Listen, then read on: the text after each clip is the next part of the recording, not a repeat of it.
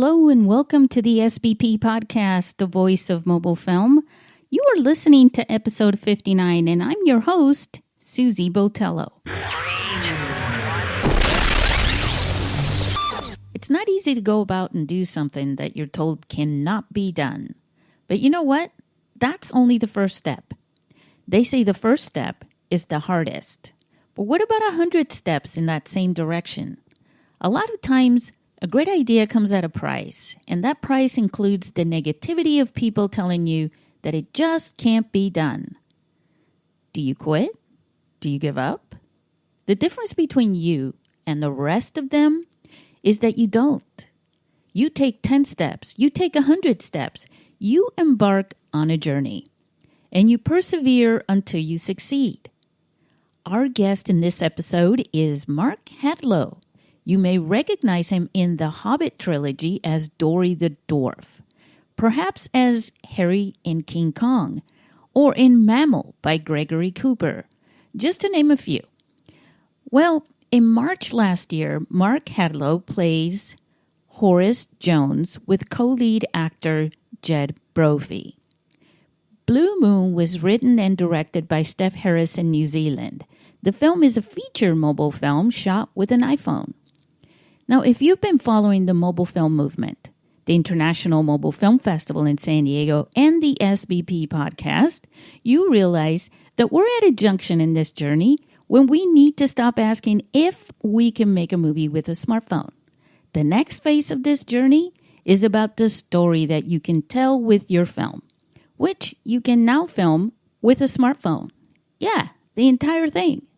And if you have a great story, then make a movie.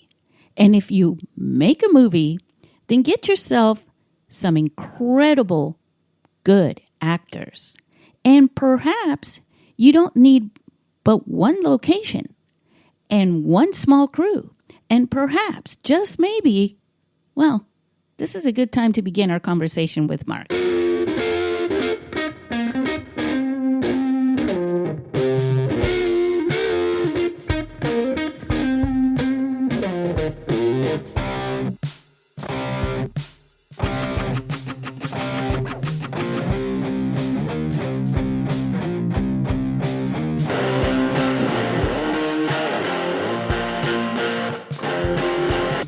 Hey, welcome everyone to the SBP Podcast, the voice of mobile film. I am here, I'm in San Diego, but our friend Mark Hadlow here is in New Zealand. And you may recognize the name from the most popular feature film shot with an iPhone, doing the rounds on social media and in some of the film festivals. So I'd like to introduce you to Mark Hadlow. Hi, Susie. How are you? I'm fantastic. Thank you so much for being in touch. Yes, well, it's a pleasure and speaking with you. I've, spoken to Steph Harris, who, for our listeners, is the writer and the director of the film. And so I am really glad that to speak with you so that we can share with our listeners, your end of this story or your side. Why don't you share a little bit about the movie itself first, and then I'd really like to talk. I know because you were an actor, your experience in acting for a mobile film as a professional. Well, I guess from the perspective of Blue Moon, I've known Steph for a long time, and we've done about 6 films together now. Wow. And Blue Moon actually came out of a frustration of us not moving forward in making a film that a previous film script that he'd written called Swan Song. And from that, the exasperation grew to the extent where we got no progress, we got no traction from any of the organizations in New Zealand. And so I literally jokingly said to Steph when we were talking about it, you know what, we should just make this on an iPhone, make Swan Song on an iPhone. He said, no, we can't do that, blah, blah, blah. Anyway, it got him thinking, and he went away and as you know the story, he was at the service station in Motueka, Yeah. and he was just looking in the window of the service station, and it was like a starship. It was lit up, in the night, just the servo, and he thought, oh my God, this is a good story. So from his police experience and from what he's done as a director, a producer, a writer, he produced this extraordinary script, Blue Moon. And so because Jed had come on board to do Swan Song, so Jed and I had a read of it. Within like 5 minutes of each of us finishing the script at our different homes, we rang each other and said, we've got to do this. This is fantastic. So I jokingly then asked Steph again, why don't we make this on an iPhone?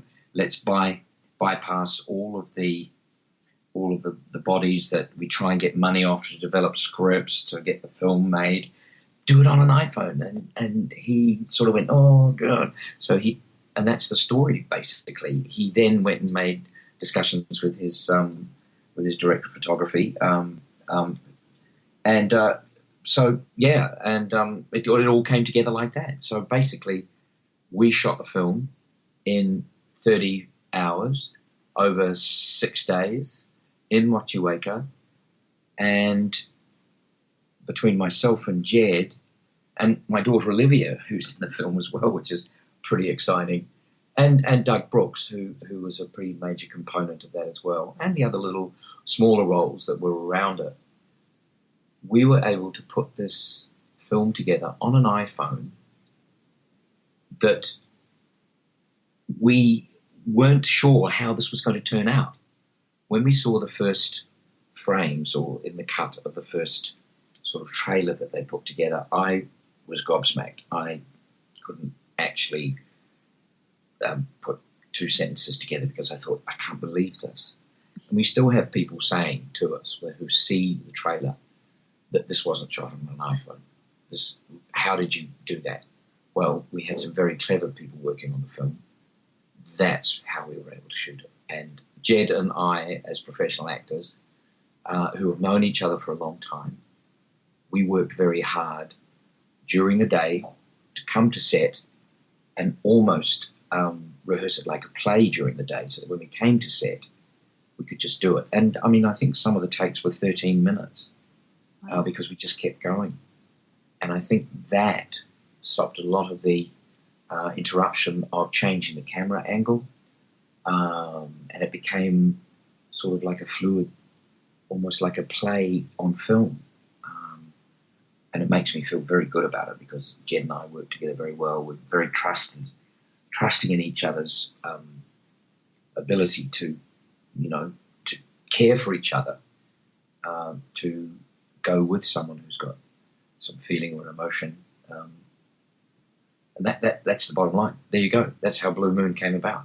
And we both agreed that it's, as a body of work for myself as an actor, and I speak for Jed, I'm sure, it's an extraordinary example of two actors coming together, trusting each other, and creating something that was captured on this incredible system that they put together, the anamorphic lens and the lighting that had been created, and the sound was produced by a Hollywood veteran of sound who did Inglourious Bastards, etc., etc. So we had these really incredible pockets of experience and professionalism working in this medium that gelled. I don't know whether it could happen again. I guess it could, but it just gelled. For 1 week, we came together and we created this magic called Blue Moon. I'm very lucky. I feel very fortunate. Yeah, on every film set, with all the professionals in the world, this is why I love filmmakers and this medium. Things happen. Things, unexpected things happen. You find yourself troubleshooting a lot. But that's kind of where the magic happens, because people put their heads together and creatively find a solution. When you said that you were a little nervous because you weren't sure if it was going to work out, did that because what happens when people have an idea like you did of let's shoot it on the iPhone, it's very tough on people, especially who are professionals in the medium who are not used to that. It's like saying, we're going to cook Thanksgiving dinner, but let's use these toy ovens or something like that. It's like, seriously? I like that description. I know what you mean. I guess I was nervous because, the emotional content of what we were portraying was pretty big. But I guess in a conundrum sort of way, I guess that's what you could call it. Yeah.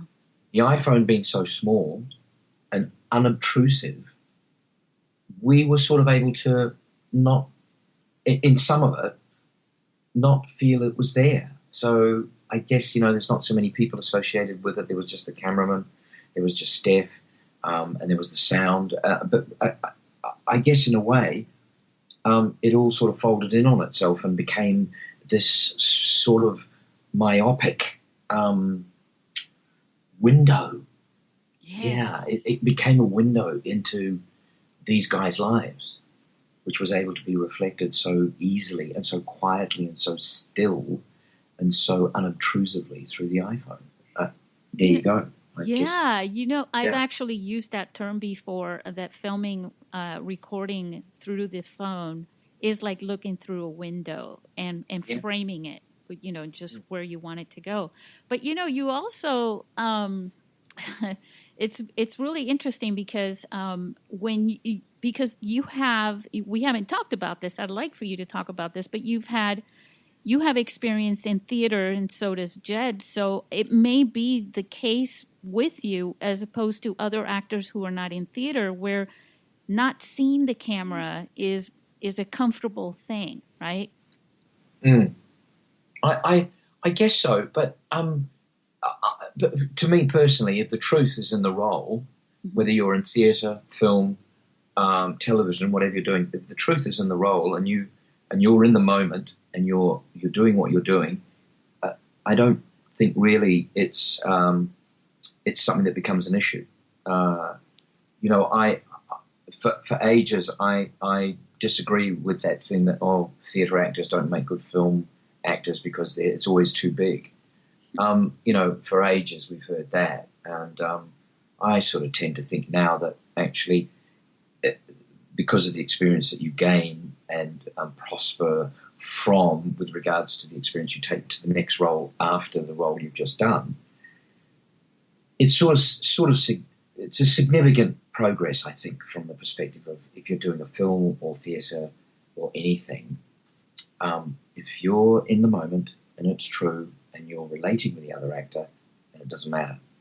And I think that's what happened in Blue Moon. Everybody involved who was filmed on screen, it was in the moment, including, Olivia and Doug, and even the small, Liz Mullane, who came in to do the taxi driver. I mean, it's a wonderful moment for her, as the cab driver, and that lovely sort of delivery. And then even for the policeman to come in at the end to interview me that was all off the cuff. It was extraordinary with Rob, There was, I think, because the camera was unobtrusive. Yeah. I do, but we were able to do that, and I think the theatre would have helped us, I think, a great deal, because in the theatre, the fourth wall, I guess in a way, hides the 600 or 700 or 800 people, or the 30 or 40 or 50 people that are watching the play.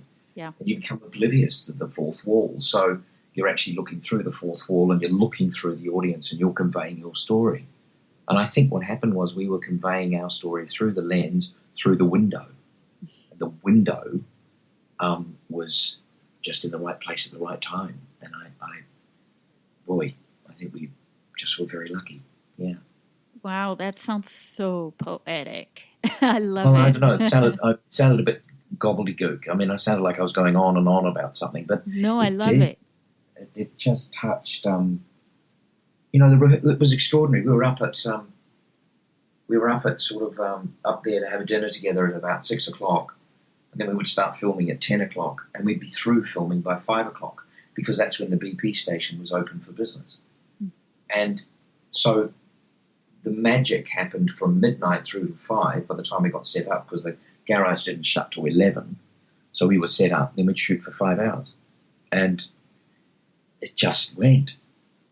And went.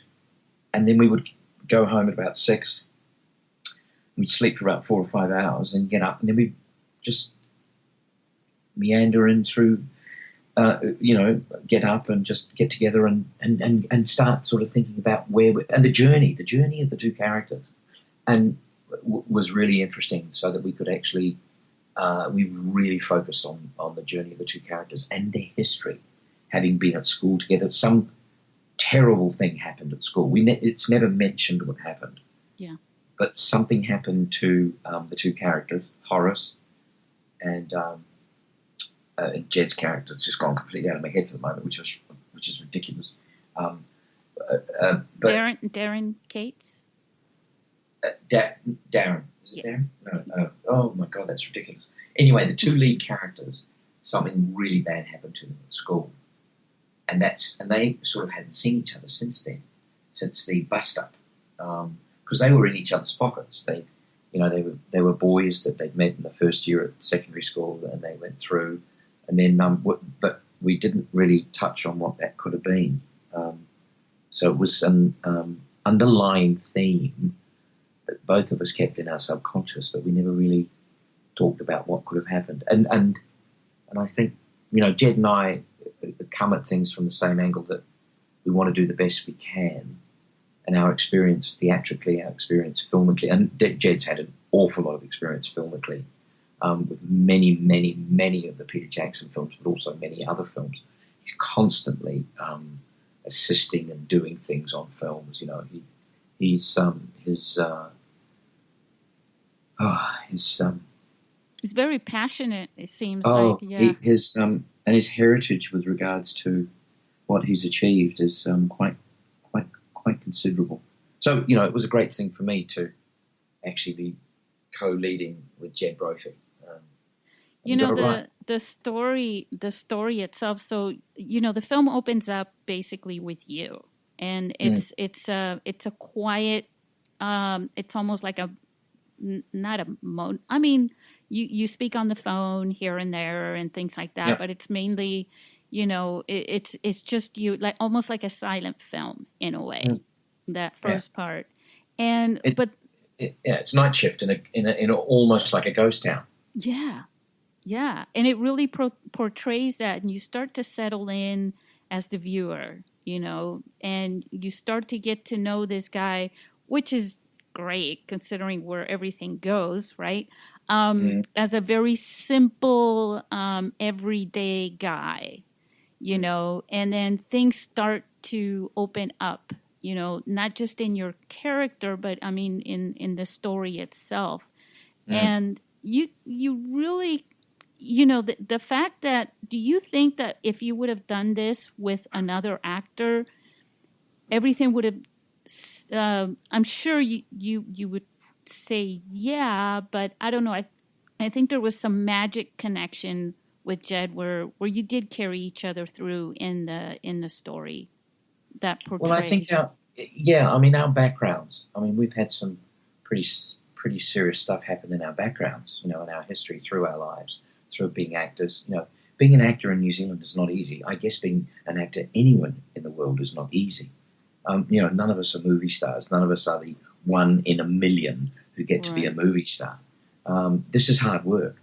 I'm going to put it out there right now. To get to where we are on Blue Moon, Jed Brophy and myself, combined, have got 70 years to getting to where we are.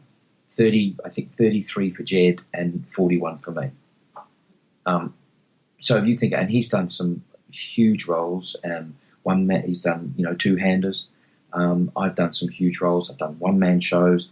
I've done all this stuff. We've got to where we are. So to a certain extent, there was not really much for us to worry about because we knew that we had each other's back. And I still do. I have Jed's back no matter what we're doing. How many films? How many films have you and Jed worked on together? Only about 3 now. We've not worked together very much at all. We've not actually worked together very much at all. We just know each other really, really well. And from that, there comes a sort of an unspoken trust that came out of completely. When we were cast, this is just to give you some recollection. When I was cast in the Hobbit, I'd just been to wardrobe for about my second or first fitting. And I'd been dropped back at the airport, Wellington Airport, and I was walking through the airport, and Jed Brophy had just come off a plane from somewhere else and was coming to, and we met each other. We hadn't seen each other for a while. I had a smile on my face. Jed had a smile on his face. We didn't say a word. We just hugged each other and said, "How cool is this?" That was it. And we knew. Both of us didn't say anything more than that. We knew we were in the Hobbit, but we knew that it was going to be amazing. And I guess you don't need any of the facade or it's gravitas. It's what people bring with them in regards their loyalty, their integrity, and their preparation and their professionalism. You bring those with you and you exhibit those, then I don't think there's anything to discuss from the perspective of you're there to do a job and do a job well. So the trust issue remains. I said, you don't have to overly talk about it. It's just there. It exists because you've been through what you've been through to get to where you are. I don't know whether that makes any sense, does it? Oh, yes. And you know what I'm actually picturing in my mind is almost like 2 guys coming together to build a house, and you both built many houses separately. You know? Yeah. And the thing is, though, Jed could build a house. I couldn't. And I mean, from that too, Yolanda and Jed are good friends of ours. Yolanda and Jane talk quite often, and the boys, the boys are pretty important to their families just as much as our kids are to us. And so there's that too, the family situation. We have some sort of similarities that and we're not great network. Well, Jed's a very good networker, but I'm not a great networker. But we don't take a whole lot of stock from the facade of the industry. The facade of the industry is just not great. It does not reward. It's just hearsay. It's just people with open mouths, and what they're saying means very little. And I think what's really good to come out of Blue Moon is we've got an awful lot of people that everything that's coming out of their mouths is real, it's honest, and it's to the point. And I think you back that up with Steph, who is a frontline police officer in New Zealand, who has a very stressful job, yet can write some of the best scripts, can sit there and do whatever he does during the night to direct. His wife, Pegeen, she does so much of the producing as well and the bits and pieces. And you've got all these other people that come in, that come in to help on the film as well. It's an association of people, of good people. Yeah. Yeah, it's like the family thing. And because that comes to mind as a great segue to talk about your daughter Olivia, which you've mentioned a few times. How was that her first acting experience, or? No, she's done quite a bit. She did a lot of theatre at school. She's done a little bit of film and television, but not much. And I actually suggested to Steph, what about casting Olivia as my daughter? And he said, well, let's try. And so Liv sent down a tape, and he just said, yeah, let's do it. That's fantastic. So, and that was really that was harder for me to work with Olivia because, she's when we shot the film, she was a 20-year-old girl. And, I mean, I was trying to help her, to give her experience, to give her some advice on things. And she said, no, don't, Dad, don't. And Jed would give her some advice, and of course she'd take Jed's advice, which really upset me badly. I said, I don't tell you boys what to do. Anyway, no, I'm just joking. But she was really good. We had to redo a scene because neither of us, we just weren't sitting right in it. So it's the only redo that we did on one of the scenes. But it's pretty amazing, actually. I mean, we got to work together on it. I think she's very believable. She definitely gets some talent from her dad, I'm sure, right? Oh, well, yeah, but I mean, she's her own person, and she's becoming an extremely focused adult with regards to what she wants to do, and that's pretty cool. And I think there's a sense of getting it right. There's a sense of like the professionalism that comes out in her, which you've seen me do over the last 22 years of her life. So yeah, and that's with all of our kids. Jane's kids and Ben and Sarah, who are a lot older, obviously, because I'm their stepfather. But one thing that both of us, and Sarah and her husband John, who was Olivia's stepdad, we've all focused on how important it is for the kids to have a reality base. So they're all working pretty hard at what they do to get a career behind them. Liv realised that being an actor was actually really hard. So she said, Dad, I'm going to go for a degree and then do acting as not as a hobby, but as a side issue. Yeah. And I said, you can do that. And then she got Blue Moon, and wow. We'll see what happens. It's a great experience too, and you've just got to take it as it comes, and not get too perturbed about it. It's true. Everything happens for a reason, so there's no use on stressing too much over it. She did do a fantastic job, though. Yeah. I've had a lot of people say that she's really good in it, and and it can't be easy for her acting with her father. I mean, you have to put that aside, I guess, and it's really hard. You have to put it aside and then put it back together again as Horace and his daughter, which is really quite another interesting concept. Okay. Olivia's gone, and now the other daughter's come in. Mark's gone. Horace has come.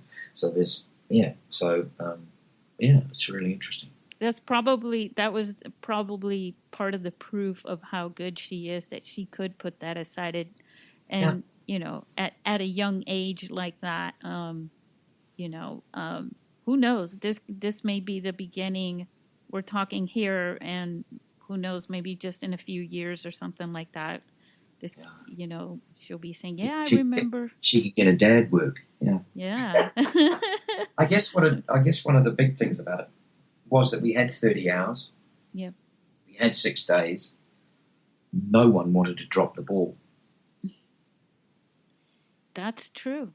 And that's the other thing, about mobile filmmaking, because things can go wrong. Yeah. I've been on sets where things have gone wrong with, I'll never forget this. I worked on a film, and it just so happened that the AD happened to have another camera in the trunk of his car, same model and everything. But that because something happened to the first camera, but that is a very rare thing. But with phones, it's almost like, well, we're going to shoot this on an iPhone, and probably a few others here have iPhones if something happens, right? Yeah. I think one of the issues was the anamorphic lens that was attached. And we had the toggle that enabled the iPhone to be moved as if it was like smooth and silky. So, and all sorts of inventions, the wheelchair, all sorts of things were installed, but it was so matter of fact. It was just done, and the DOP was just amazing. He just said, "No, we're doing this," boom, and there he would be with the camera would be there, and of course the camera, which is like 6 inches by 3 inches or however big it is, right. You can see through it. You can see through to the other actor. It's not like there's this great camera in front of you and there's 3 or 4 people around it, and and all those sort of things. So it became sort of very easy to, I guess, not worry about the camera. And I think that's what's worked. That's what's worked according. And it has attracted an awful lot of interest of other people who are becoming involved. I mean, we've had this. We've had Richard Visor, who's in England, who's been doing all sorts of work for us in regards approaching festivals for the film to be seen at, etc., etc. And we have to give a shout out to Rich because he's the one who connected us. So yeah. Well, I met him in London 3 weeks ago, and I sat down with him for 6 hours. And by the end of the 6 hours, I wanted to sort of say, well, would you like to be my mentor for the rest of my life as well? Because he really was. And the connections he's got, the people he knows, what he's experienced, his family being the first in cinema in the whole business in the UK, right back into the 19th century. I mean, it's extraordinary. I had no idea. Yeah, his family were the first people to start cinema in the UK. Wow. That's incredible. You see, there's so many stories within stories. And his involvement in the Rank Studios, his involvement in his charity. Wow, his charity, and he does all of this other stuff. And then there's the charity where they look after kids who are underprivileged and whatever. And that's a huge charity, and it's got huge exposure. And he works so hard on that. And he's got 3 boys of his own, and he does all this, and he's he's another one who's not interested in all the facade and the what would you call it? Without trying to be rude, right? Because you never know who's listening, but it's a show. It's show business in many other ways. I've gone to LA. A while back, I spoke with someone who came from another country, and they were in LA, and they were so excited. They said, "I've met 17 producers that all want me to." And I said, hold on a second. There are 3,700 producers in LA, and none of them have actually anything to back up anything that they say. What you just said there sort of says it all. I mean, our CVs, all of our CVs. Yeah. Jed, my CV, Steph's CV. Just look at the CV. That's what speaks. Yeah. I mean, it's in the doing. Do you know what I mean? I do. You were talking about it earlier, about all this background that you guys, all the sweat that you've had to put in, and you have people coming in thinking they're going to just dive in right now and that they should be up on top and things should happen. Well, this is why I had this issue with reality TV. Reality TV is just killing so much of our creativity, our integrity as an entertainment business, because it's not entertainment. No. It's just people involved in looking at people who, for a certain amount of time, live a false existence because of a reality TV show. And it's not really reality either. No, it's not. It's completely unreal. It's rubbish. And it's so, it's lowest common denominator television because the budgets are so, they don't have to worry about paying actors. They don't have to worry about paying writers. It's just crew. Thank God the crews get paid. The crews are so important. But it's... Oh, I know what you're saying. I, as a matter of fact, back in 2005, 2006, somewhere around there, where I said, "Oh, look at these guys. They don't have to. There's no real production value in this, and they're making millions." Yeah. Crazy. Well, I guess good on them. Right. I don't know. And it all comes down to work, Susie. Yeah. The power and the, I guess the proof is in the work. Yeah. It's well worth it, and this is one of the reasons why I love mobile filmmaking, because we were just talking about children. A child could pick up a phone camera and start practicing today, and by the time they're in their 20s or in their teens, in their 20s, whatever, they've got some experience to work with. They've failed at different things, learned how to fix their failures and move on and try different things, and then they, in making stories involves people, other people, and you have to communicate with people, and that's a skill in itself. Yeah. Well, absolutely. And one of the downsides of this modern age that we live in, with the iPhone, the iPod, the iPad, the computer, blah blah blah blah blah, all the games that we are losing the ability to communicate a little bit, because we're putting all of our communication into a typewriter on a screen that we're using, and people are accessing 6, 8, 10, 12 hours a day, and that power of communication in itself is under threat. And part of communication is where you build the teams, like you were talking about your team, your families, and you guys are a team. Yeah. I mean, we're very fortunate. We are very fortunate.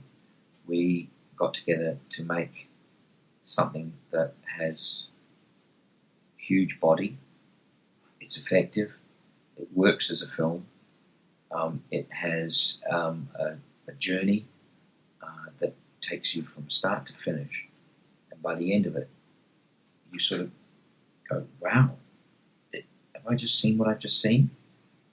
And then so many people. I mean, when we showed it at the Miramar Cinema in Wellington, we had people asking, "Why have we never seen you guys do stuff like this on film before?" And we were saying, because we never had the opportunity. And we had the opportunity because it was filmed on an iPhone, and it wasn't a big, huge, expensive budget on a film, or a big film that didn't want to take the risk with people that are the standards that. That sounds like I'm making criticism of people who make choices and on who they want to be in their film, and that's absolutely fine. What I'm saying is that this iPhone, Blue Moon, has given us a chance to step outside the stable that we have been put in, and that we sort of find ourselves in, and that's quite nice. That's a nice feeling to be able to get outside that and actually show something else that you can do outside of what the norm is expected of you. Does that make any sense as well? Yes, of course. It's one thing that I meet actors. Well, I'm in San Diego. I'm in California. Of course, I'm meeting actors just going to go get a coffee somewhere. But one of the things I tell people who are interested in acting is cast yourself. Use what you have and cast yourself and put yourself out there. Yeah, absolutely. You've got nothing to lose. It's true. You have nothing to lose. The only thing you're not going to do is the only thing you'll do if you don't is regret it that you didn't. And what about all the professional actors that are, that are waiting in line to be cast in any film? That's because they're waiting. You know what I mean? I mean, both Jed and I have the same opinion, I guess, or the same focus, which is about don't just stay still waiting for something to happen. You've got to encourage something to happen. So the way to do that is to get out and put yourself out there and encourage projects, make yourself available for things that maybe are test films, or they're just pilots or whatever. You can't just sit there. I'm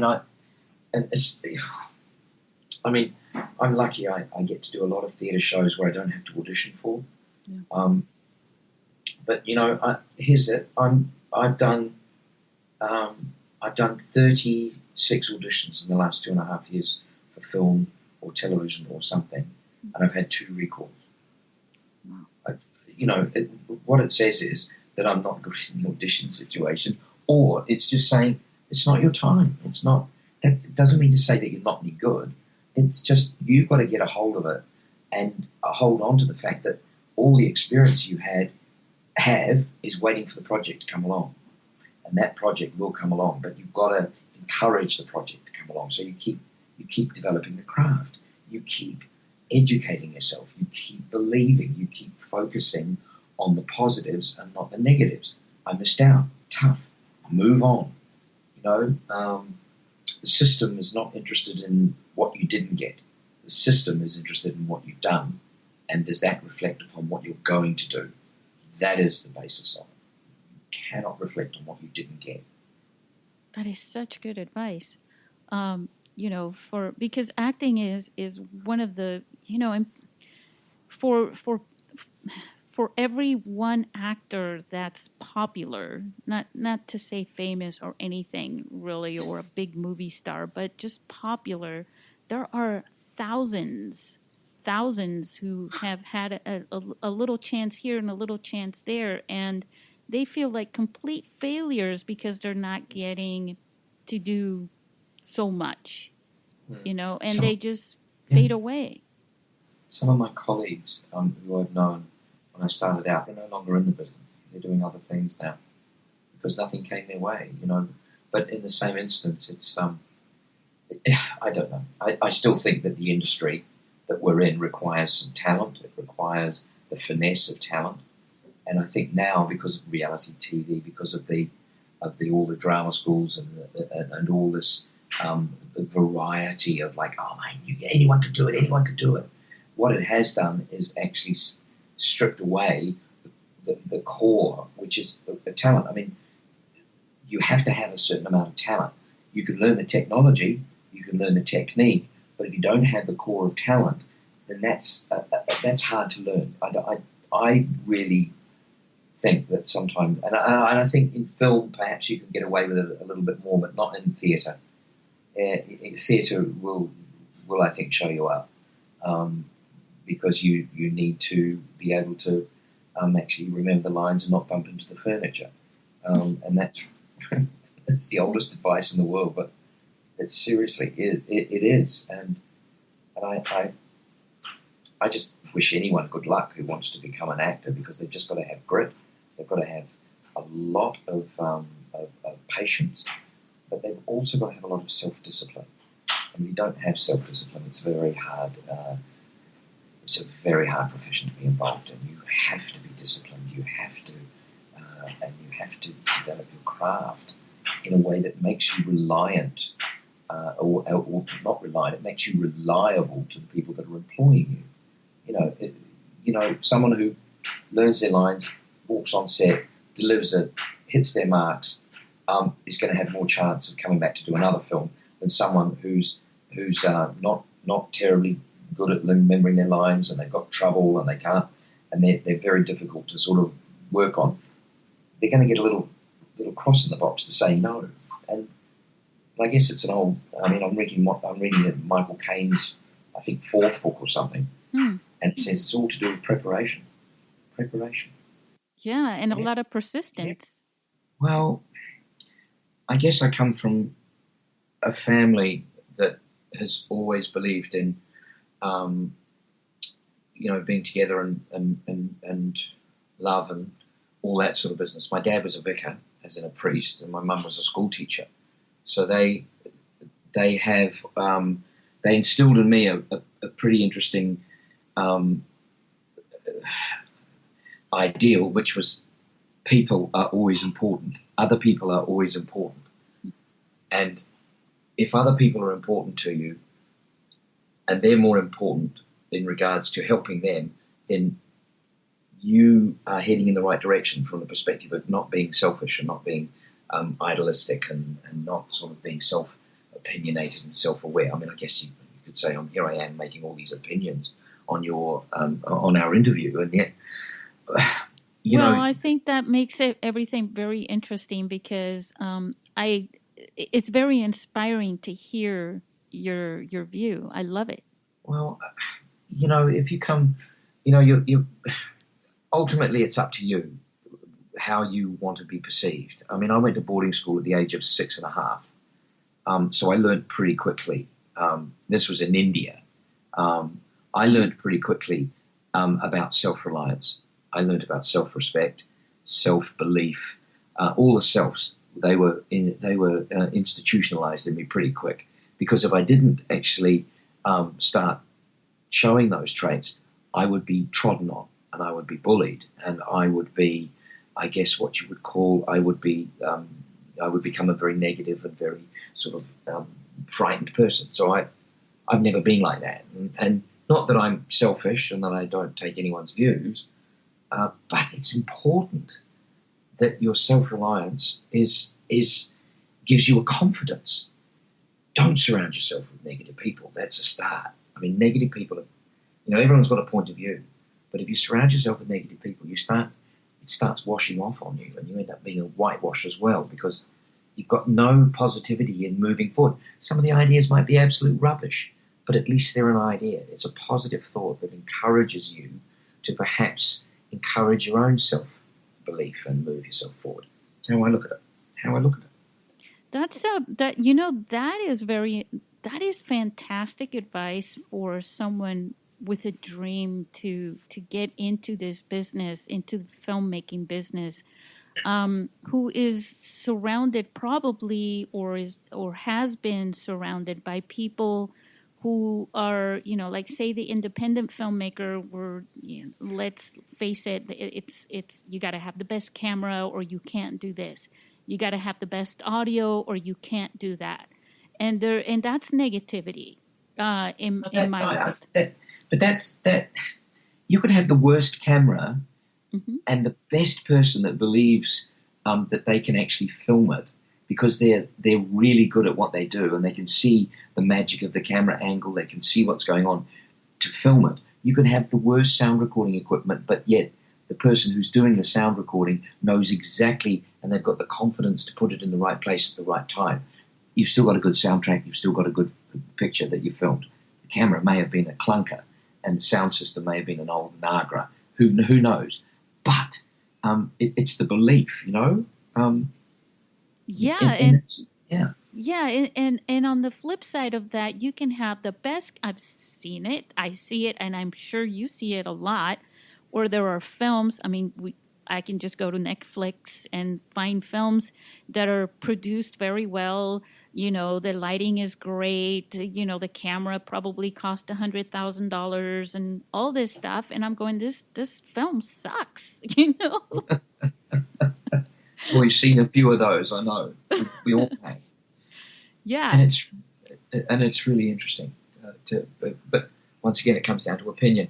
What some people think is a good film, others don't.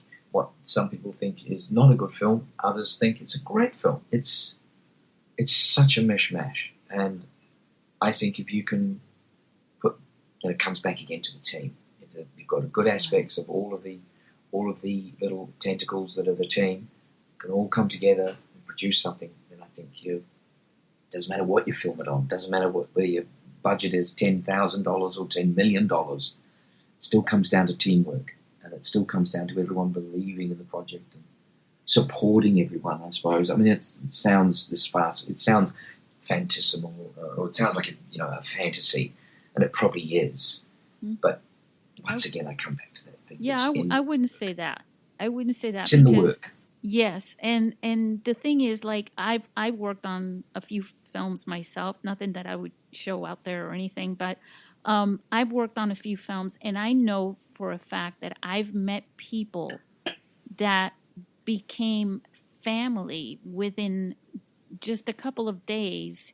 And at the end of that film, you feel sad because it's over, but then you're going, let's stay connected. Let's work on a new project together. And over the years, you create this family that you're looking forward to the next film because you get to play together again. Well, I guess that's one of the things that comes back to the theatre thing that you were talking about.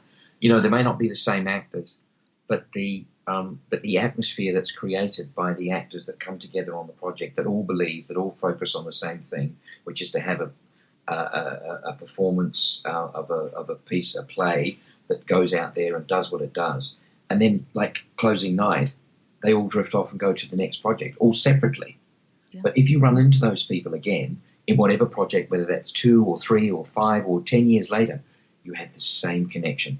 It's really interesting. And I'm sure, I mean, I think that happens on film. I've run into people where that happens on film too, but definitely in theatre. When you work on something or work on a theatre piece that there's something happens, I've worked on a few of those, and it's just, there's something about it. When you get back with those people, it's like it was like yesterday, and it's like this is tomorrow, and we're working on a new project, and it doesn't matter the gaps in between. Yeah. That is so there was a great play true, I did about 5 years ago called When the Rain Stops Falling. It's an Australian play, and honestly, it's, I think, one of the best things I've ever done in my theatre career. But everybody involved in it was just perfectly cast, perfectly involved. There were no egos. Everyone had something to contribute. Every one of those roles was performed with perfection. And honestly, it was a great production. And the director was just like amazing. And it all just came together well. And that's sort of like a stand-up for me, as with regards to, the power of a team, the power of the people that you put together. And I mean, I'll meet up with these guys, and that was 5 years ago. I'll meet up with them when I see them. And we always end up talking about When the Rain Stops Falling, because it just worked and it just came off the page, and it just happened every night. It was amazing, such a powerful piece of theatre. I love it when theatre can move you and move the people that are there, and can be just, and it can, and it is. It's like you're a voyeur on a moment in time, and it's like it affects. We could hear pin drops, we could hear everything, and it was a wonderful experience. Wonderful experience. Kind of like this moment, in this podcast with you is pretty amazing. All that you've just talked about, that is so nourishing for listeners to actually, guys, you're probably going to have to listen to this a few times to get, the meaning behind the words of Mark, because it really plays into film. And, just from my own experience, my neck was tingling and tickling me at the same time, because we just had our film festival, Mark, last April. Mm-hmm. And we had filmmakers and people who had never met each other before. Some met online, so forth. We had such a mix of people from different countries, different places. Some were more professional, some were complete novices, and they all came together. And I am still, that feeling that you were just talking about, we're all still feeling that, about how well we connected in the film festival, because we were all passionate about this storytelling through film and using smartphones. Yeah. And it's just bringing a community and building a community of people with a specific something. I mean, I don't know what to actually call it yet, because in a way, even though it's been around for me since 2009, it's been 10 years, but it's as an industry, right? It's still very new. It's still a baby in the mainstream. And I think that's one of the reasons why Blue Moon, is finally picking up speed and momentum and using the energy that was there, right? And spinning, and people are getting inspired by it when they see the trailer, just a trailer. I know. We've heard here that, Karen, that's just happened. There's been an Indian film that was shot on an iPhone, and that's getting all sorts of talk and communication about it. And we're just disappointed that that Blue Moon wasn't picked up here by the bodies that are representative of film and taken to Cannes, because I can assure you that Blue Moon is an equivalent of these films that are at Cannes, or the iPhone film that's at Cannes, I'm sure. We can't have got the exposure and the comments and the reviews that we've got on Blue Moon if it wasn't. Would I be right in saying that?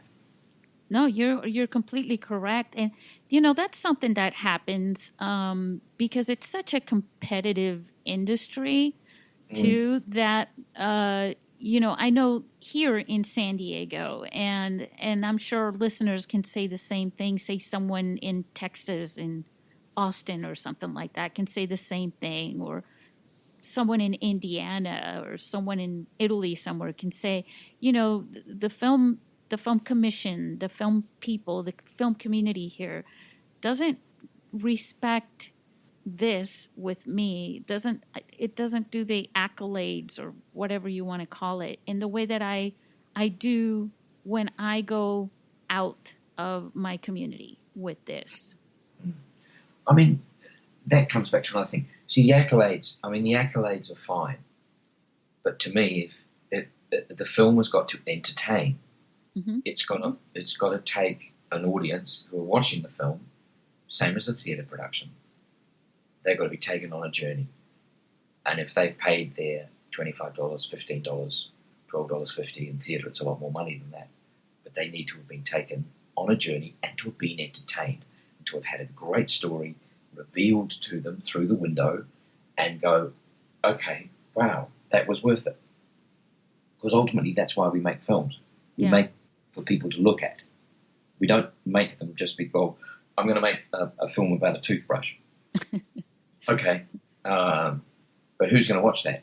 You have to have a story. Zilch. You have to have a good story. Yeah, you've got to have a good story. And this is the bottom line of Blue Moon. Is a good story, and all the other aspects of it have come together to support a good story, and that's what's happened. Well, it's like I said, it just sometimes the people around you, not meaning the people that we've so wonderfully spoken about, but some of the others, right? They just don't get it. They're not going to turn their heads and look at the window. Basically, I think the window is the theme of these. Look, the business is tough. We are a very small country. Yep. Our funding bodies are extremely small, minuscule, and it must be extremely difficult for them to determine where that funding stream should go. But you get to a stage where you had to go and do it yourself because you've made so many applications, you've done it so many times, and this is in Steph's case. He's done so many applications for funding, et cetera, and and when you're doing another job to support not your hobby but to support what your passion is, it's very hard for people who are outside of that to understand that passion when you're doing another job as a policeman. Or, for instance, I worked as an event manager for 5 years. And that didn't stop me and my passion for my career as an actor, but it just meant that I had to pay the bills. That's the bottom line. I didn't have a full-time job in the business that I love. I had a job in something else that helped me, to have dabbles in that 5 years in the business that I was still passionate and loved. And then The Hobbit came along, so I was able to leave that job and get back into it full-time. But it's a struggle. It never stops. I mean, it's not what makes you the better person. It's nothing to do with it. What it is, it's about your self-preservation. It's about your self-belief and your self-esteem, and that is the vehicle that takes you on your journey. It's as simple as that. You can't blame anyone else. You can't say that it's it's just the way the system works.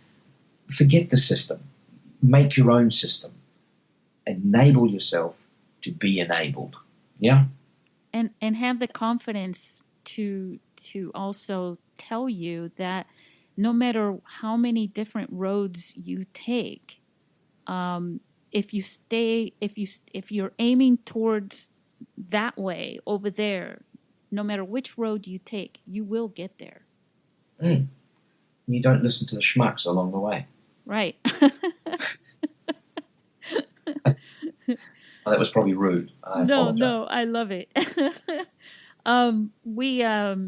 We've been talking an hour, and I honestly, Have we? yeah, Oh, I'm so sorry. do not be sorry. The reason why I'm bringing that up is because I'm just sort of marveled here. I just looked at the time running on this, and I'm thinking, oh, already? Shoot. I really enjoyed talking to you. I think people like our listeners, you guys really are probably gonna. I encourage you to listen to this podcast more than once, and really think about what Mark is saying, because everybody wants to succeed, in this business, but it doesn't happen overnight. And Mark, if you had some advice to give to a mobile filmmaker who is maybe not an actor, but a mobile filmmaker, someone with a dream, they don't have the funding, they have a few friends, and they have a phone, what would that be? Just surround yourself with people who have a like-minded ideology, and just focus on that. Got to have a good story. So if you can come up with a good story, then just surround yourself with people that can support that. And you're not afraid to listen to critics. You're not afraid to listen to people suggesting things that maybe criticize things. It's all about creating the product. And you need to be able to do that. Well, you need to listen. Listen, and just, as I say, listen and use your own experience and your own ability to to encourage other people to get into your project, so that then you're all working for the same goal, which is to produce something that is entertaining, watchable, and people enjoy as a movie. Doesn't matter whether it's filmed on an iPhone, a Red, a Panavision camera. It doesn't matter. If you've got something that's entertaining and people want to watch, that's the proof. That's what's in the pudding. I don't know. I'm no psychologist. I'm not the oracle on anything. I just know that I just love surrounding myself with the people like Jed and Steph and Richard, yourself, because you give us the opportunity to talk about things like this. My daughter, Doug Brooks, all of the people involved in Blue Moon, but it's wider than that. It's our families.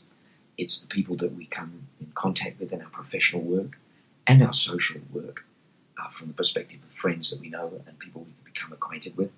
It's all part of this big thing, and it's all about communication. Communicate with someone, well, you're going to get a result. You don't communicate with someone, you're not going to get a result. So listen. Be invigorated. Be instilled to believe in what you have, and just go out there and do it. Not at the expense of anything, but do it because you want to believe it and because you believe in yourself. That's it. Very I've good. convinced myself now that I can still be an actor. Yeah. Right. And from all those wonderful experiences that you've had, from The Hobbit to work on Blue Moon and feel so empowered by that experience, that is a testament to the advice that you just gave everyone. Well, thank you.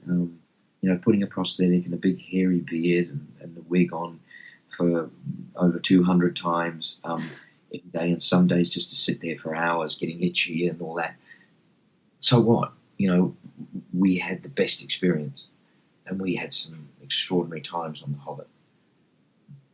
But it all comes together and forms this nucleus, this core of who you are. And you're only judged by your last book or your last film. And if it was a good experience, there'll be another one. Only as good as your last job. There you go. Okay, say goodbye to everybody, but don't hang up. Okay, all right. Goodbye, everybody. Thank you for having this moment to just discuss things with Susie. We're very lucky that we have Susie. I think Susie's amazing. She gives us this opportunity to talk about things and to hopefully inspire someone out there to feel confident to do what they want to do. And can I just say thank you so much for your support of Blue Moon, all of you out there. We just can't do it without you all. So thank you. And I hope you have a great day or a great evening whenever you hear this. Bye.